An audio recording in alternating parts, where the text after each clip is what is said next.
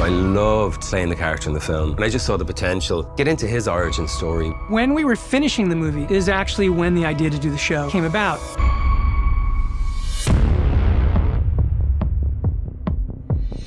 The idea that Colin always understood is that he would have a certain size role in the movie, and then I really wanted to build that story out. The opportunity of doing something episodic, a morally corrupted individual with ambition seeking power in the city, that just felt like great potential for a gangster show. Matt's version of Gotham felt extremely grounded, and to know that Oz as a character was just a man who is discounted, underestimated, and wants more for himself. In our movie, he's a mid-level gangster, not yet the kingpin. In the show, he's on his way to becoming that. Matt said he was thinking of a rise to power story in the vein of Scarface. America's a hustle. More than anything, I thought about this man from Providence, Rhode Island. He was the mayor there for 21 years. He was very corrupt, very charming, and violent, but everybody loved him because he revitalized the city. It just made so much sense to me to think about Oz in that way, and that, to me, was sort of a spark that I took and ran with.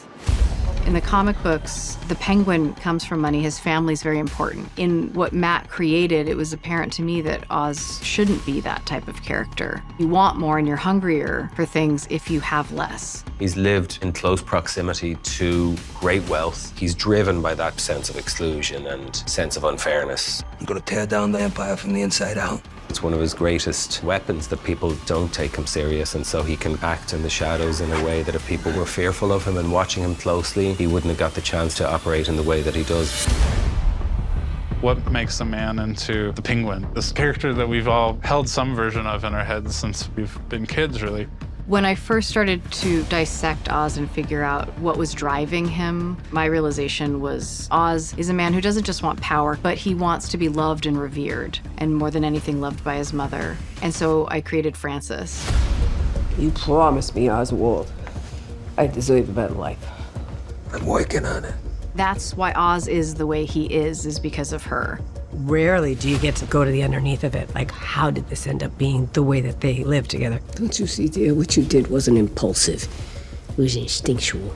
I just don't know when it happens, when something goes from I want to take care of my mother to I want to own the world. The only person that really has any control over Oz is his mother. They become these beasts of materialism, but it's not quite like, I just want more nice stuff. It's darker than that. This city is meant to be yours, sweetheart. What are you gonna do to get it? I always wanted to create Victor. I wanted Oz to have a mentee. I got ambition.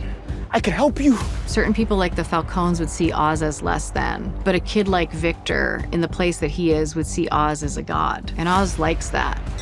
In the face of Victor's impotence, Oz feels powerful. It feels good to him to have an underling, to have somebody who's so clearly beneath him and so clearly afraid of him and so clearly has an element of reverence.